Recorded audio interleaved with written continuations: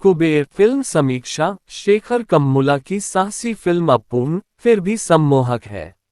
उत्कृष्ट धनुष और ईमानदार नागार्जुन अक्किनेनी और रश्मिका मंदाना इस आंशिक रूप से मनोरंजक, आंशिक रूप से अस्थिर सामाजिक थ्रिलर को सशक्त बनाते हैं। फिल्म की शुरुआत इसके लेखक निर्देशक के 25 साल के करियर को स्वीकार करते हुए होती है और शीर्षक कार्ड शेखर कम्मुला की कुबेरा ये सब कुछ कह देता है। कुबेर अपने निर्देशक और उनकी महत्वाकांक्षी कहानी से प्रेरित है जो धनुष, नागार्जुन अक्किनेनी और रश्मिका मंदाना की स्टार आभा को बढ़ावा नहीं देती है। शेखर उन्हें चरित्र निभाने के लिए मजबूर करते हैं। पैसे, शक्ति और लालच से प्रेरित एक जटिल दुनिया में रहने वाले पुरुष और महिलाएं। कथा परिपूर्ण नहीं है, फिर भी यह मुख्यधारा के तेलुगु सिनेमा के दायरे में एक साहसी कहानी है जो दर्शकों को चबाने के लिए बहुत कुछ देती है। व्यापक रूप से कुबेर एक पूंजीपति की कहानी है जो गरीबी रेखा से नीचे रहने वालों का शोषण करता है। ये दोनों दुनियाएं कैसे टकराती हैं इससे बहुत फर्क पड़ता है। एक बहु अरबपति नीरज मित्रा के रूप में जिम सर्व का मानना है कि प्रसिद्धि ही शक्ति है। वह मुंबई की एक ऊंची इमारत में रहता है जिसमें एक अनंत पूल है। स्पेक्ट्रम के दूसरे छोर पर वे लोग हैं जो भीख मांगते हैं, जिन्हें ये फिल्म अदृश्य के रूप में वर्णित करती है, जिन्हें ट्रैफिक सिग्नल और पूजा स्थलों पर असुविधा के रूप में दरकिनार कर दिया जाता है। पहले घंटे में अलग अलग दुनियाएं सामने आती हैं। एक तेज गति से शुरू होने वाला दृश्य बिजनेस टाइकून के पावर गेम को स्थापित करता है, जो अपनी महत्वाकांक्षा के लिए जान देने से नहीं हिचकिचाता। जिम सरब ठंडे, गणनात्मक प्रतिपक्षी के रूप में एक भी पल नहीं चूकते। सभी लहज़ों के साथ तेलुगु बोलने की उनकी क्षमता एक बोनस है। शेखर ने अपने मुख्य किरदारों को गैर सूत्रबद्ध तरीके से पेश किया है। जब धनुष भिखारी देवा के रूप में नजर आते हैं तो दर्शक खुशी से झूम उठते हैं। अभिनेता ने यथार्थवादी किरदार निभाए हैं जो अतीत में समाज के उत्पीड़ित वर्गों का प्रतिनिधित्व करते हैं और सराहनीय निरंतरता के साथ यहाँ वह इसे एक पायदान ऊपर ले जाता है।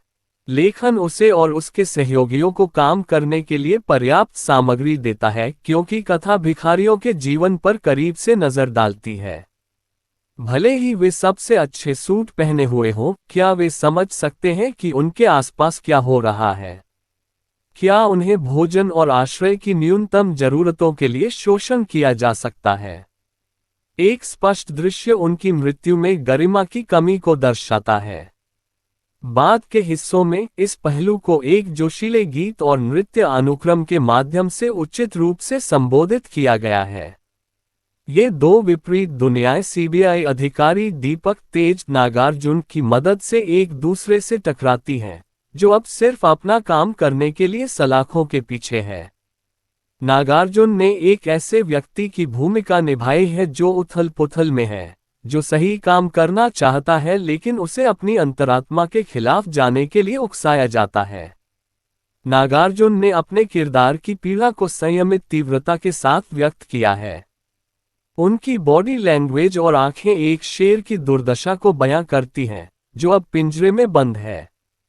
कहानी को अपनी लय पाने में थोड़ा समय लगता है क्योंकि यह किरदारों के बीच बदलती रहती है। निकेत बोम्मी की सिनेमेटोग्राफी और थोटा थारानी के प्रोडक्शन डिजाइन ने नीरज मित्रा की शानदार दुनिया को स्थापित किया है, जिसमें भव्य संरचनाएं हैं जो उनके लिए काम करने वालों को बौना बना देती हैं।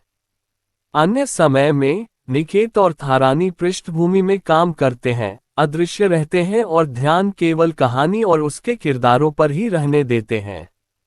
फिल्म के महत्वपूर्ण हिस्से वास्तविक स्थानों पर सामने आते हैं, मुंबई के लैंडमार्क से लेकर कूड़े के ढेर तक, और यह सब कहानी को विश्वसनीयता प्रदान करता है।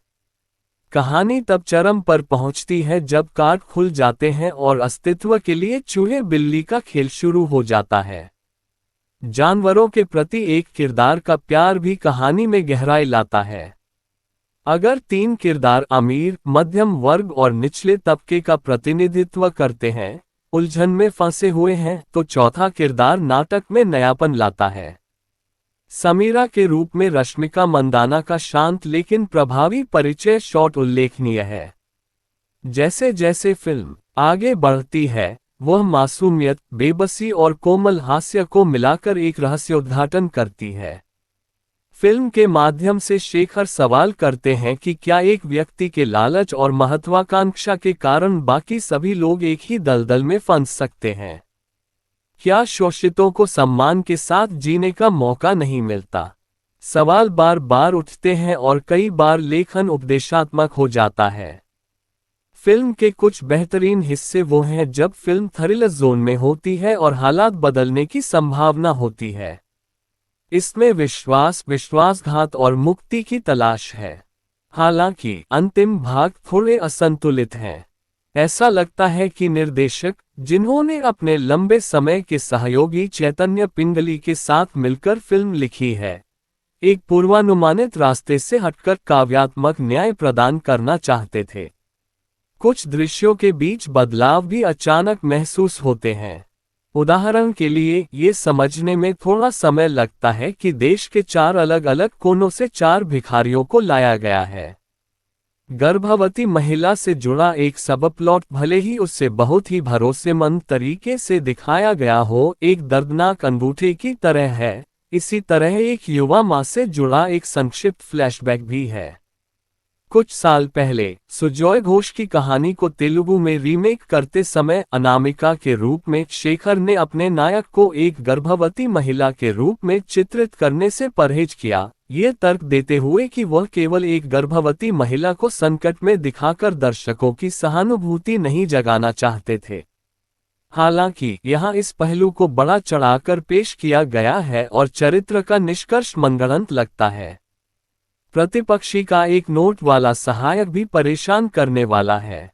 कुछ चतुराईपूर्ण स्पर्श जो कथा के पक्ष में काम करते हैं, वे हैं देवा के बचपन की झलकियां और जीवित रहने की उसकी जिद। एक दृश्य में देवा टूटी हुई पाइपलाइन से बहते पानी में नहाता है। पानी बचाओ शब्दों के विपरीत शहरी बुनियादी ढांचे में दरारें दिखाता है। देवा का सप्ताह के दिन के बारे में बार बार पूछना और यह कैसे भोजन और धर्म से जुड़ा है, एक स्मार्ट अवलोकन है। ये भी हंसी मजाक के लायक है कि कैसे एक पात्र अपनी समस्याओं के हल होने पर मंदिर में हीरे का मुकुट चढ़ाने का वादा करता है। कुबेर अंत में कुछ सवालों के जवाब नहीं देते। ये छोटी छोटी बातें कहानी को पूरी तरह से दिलचस्प होने से रोकती हैं। संगीतकार देवी श्री प्रसाद जो अलग अलग दुनियाओं के बीच चतुराई से स्विच करते हैं, हमें उनके संगीत से कुछ खुरदरे किनारों को अनदेखा करने पर मजबूर करते हैं जो कभी कभी शांत और कभी कभी उत्साहजनक होते हैं। कुबेर एक गेम चेंजर साबित नहीं हो पाए, लेकिन यह एक ऐसे निर्देशक की साहसी फिल्म है जिसने हमेशा ही आदर्शों से हटकर काम किया है और प्रासंगिक सवाल उठाए हैं। ये खुश होने का पर्याप्त कारण है।